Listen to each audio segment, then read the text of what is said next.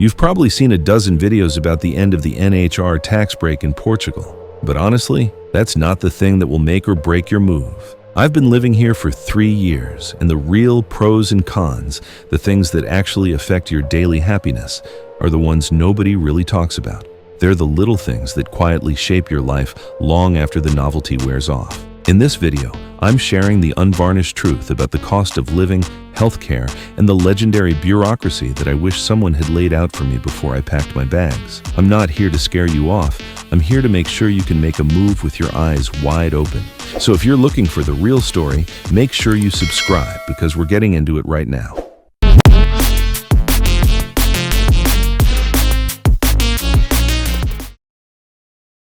Forget the tax headlines for a moment. The very first thing everyone raves about is how incredibly affordable Portugal is. And look, they're not wrong.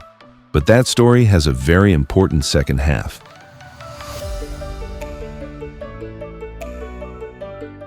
Let's start with the big, shiny pro, the cost of living. It's true, Portugal can be dramatically more affordable than many other Western countries, especially the United States.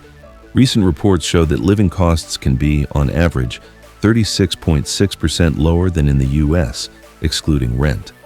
My weekly grocery bill for fresh produce, good quality meat, and household basics is a fraction of what it was back home. A monthly transit pass in Lisbon costs about 40 euros. You can still get a delicious 3-course meal for 2 with wine for under 45 euros. A price that would barely cover appetizers in most big American cities. It's a country where the simple pleasures, like a morning coffee and a fresh pastry, are still accessible to everyone. This affordability gives you a higher quality of life, freeing up money to travel, save, or just live without that constant financial pressure. That's a real benefit you feel in your wallet every single day. But here's the con, the part I really wish I'd understood sooner. That whole affordability story is getting complicated. And frankly, it can be deceptive if you're not careful. The first problem is the huge gap between the cost of living in the big cities versus the rest of the country. Yes, Portugal is affordable, but if your dream is to live in the heart of Lisbon or a trendy spot in the Algarve, you're walking into an incredibly competitive and expensive housing market. In Lisbon, the median asking rent for an apartment was recently recorded at 22.4 euros per square meter. A modern one-bedroom in the center can easily run you 1,400 to 1,500 euros. The second hidden con is what I call the variety tax. That amazing cheap food culture? It's phenomenal, but in smaller towns, you'll find a surprising lack of diversity. Most restaurants, while good, have almost identical menus of grilled fish, pork, and potatoes. And finally, there's the cost of comfort. Things you probably take for granted, like central heating and air conditioning, are a luxury here.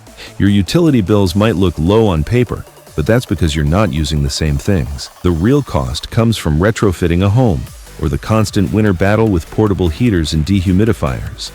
So while the pro of affordability is real, the con is that the Instagram version of an affordable life in a trendy city is way more expensive and complicated than the guidebooks let on.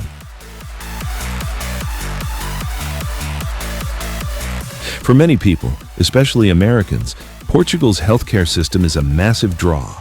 The country has a universal public healthcare system, the SNS, available to all legal residents, often for free or very little cost. Once you're a resident and get your user number, your número de utente. For many people, especially Americans, Portugal's healthcare system is a massive draw.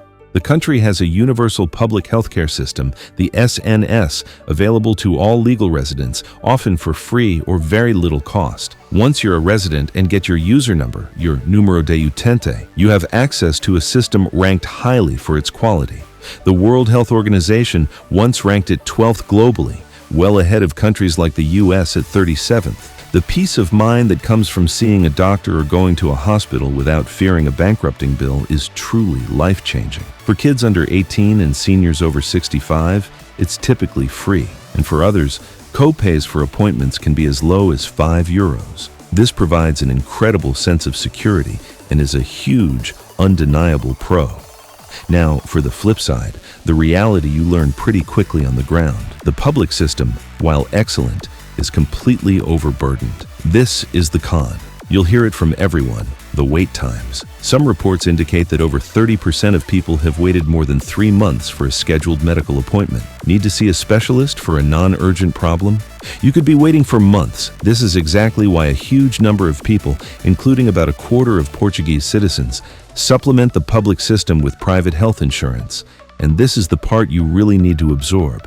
You will almost certainly want private insurance for peace of mind and faster access.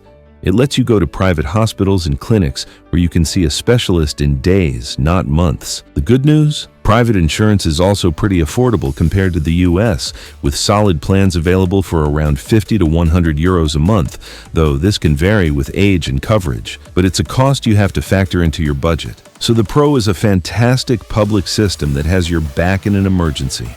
The con is that for everything else, you'll probably want to pay for private insurance to avoid the agonizingly long waits. All right, we're really getting into the weeds now. If this kind of honest, real-world insight is helpful for you, please take a second to hit that subscribe button and ring the bell. It's a huge help to the channel and means you won't miss out on future videos. And I'm genuinely curious. For those of you planning a move, what's your single biggest worry? Drop it in the comments below. I read every single one, and it really helps me figure out what to cover next. On the surface, Portugal offers some pretty well-defined paths for moving here. For retirees or people with passive income, the D7 visa has long been the golden ticket. The requirements are fairly straightforward. Prove you have a stable passive income. The minimum for 2025 is tied to the Portuguese minimum wage around 870 euros a month, and show you have a place to live. For remote workers, there's the digital nomad visa. For investors, the golden visa still exists, just with new rules. The fact that these programs exist is great.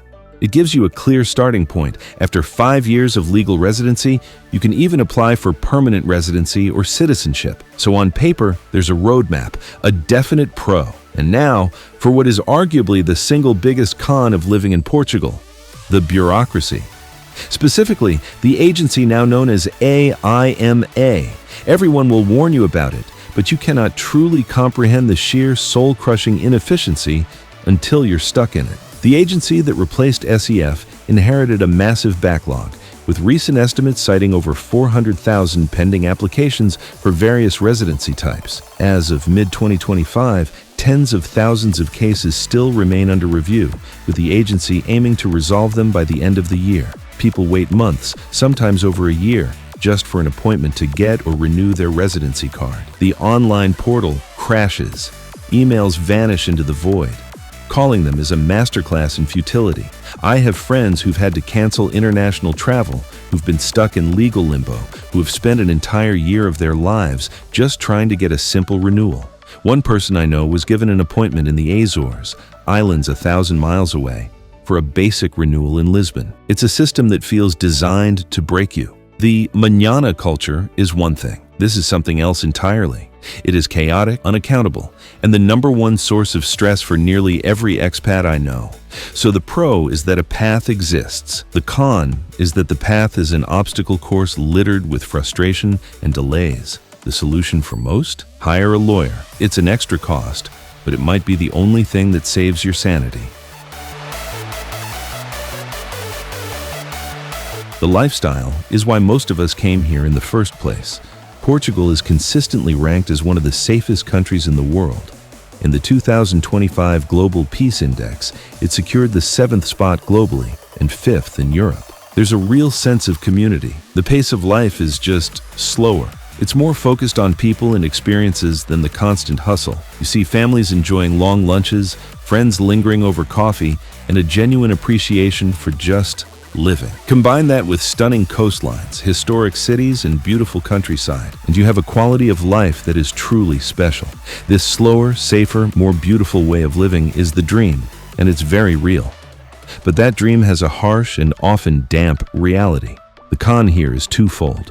First, the flip side of that relaxed pace is that everything moves slowly. Not just the government. Trying to get a plumber or an electrician to show up can be an exercise in extreme patience. The second, and more visceral con, is the winter. You see pictures of sunny Portugal, but you don't see the inside of the houses from November to March. Most Portuguese homes, especially older ones, were built to stay cool in the summer, not warm in the winter. They lack proper insulation and, crucially, central heating. This leads to a pervasive, bone-chilling dampness that gets into your clothes, your furniture, and your soul. You will fight mold. You will live and die by your dehumidifier. People wear coats inside their homes. It is a different kind of cold, a damp cold that you feel in your bones. While the temperature outside might look mild, many expats will tell you they've never felt colder than they have inside a Portuguese home in January. This is a huge, shocking adjustment the travel brochures never mention. Finally, let's talk about the elephant in the room, the end of the non-habitual resident, or NHR, tax regime. The program, which offered a sweet 10% flat tax on most foreign pension income, closed to new applicants at the start of 2024. The pro is for anyone who got in under the wire. If you're already an NHR holder, you get to keep your benefits for the full 10 years. You're all set. The major con, obviously, is for new arrivals. Without the NHR, your foreign pension will now be taxed at Portugal's standard progressive rates, which can climb as high as 48%. That is a massive financial game changer. There's a new, much narrower program called the Tax Incentive for Scientific Research and Innovation, but it's aimed at attracting highly qualified professionals and researchers with a 20% flat tax on their professional income. For the average retiree, the generous pension break is gone. It's a definite con that requires serious financial planning. But, as I said at the beginning, while this is a huge deal, it isn't everything. The daily realities of bureaucracy, housing costs, and damp winters will probably have a way bigger impact on your happiness than your tax rate. So, after all that, what's the bottom line? Is Portugal still a dream destination? Absolutely. But it's a dream that demands a heavy dose of reality. This is a country of incredible beauty, warmth, and quality of life, but it is not a perfect utopia. It will test your patience. It will force you to adapt. It will make you buy more dehumidifiers than you ever thought possible.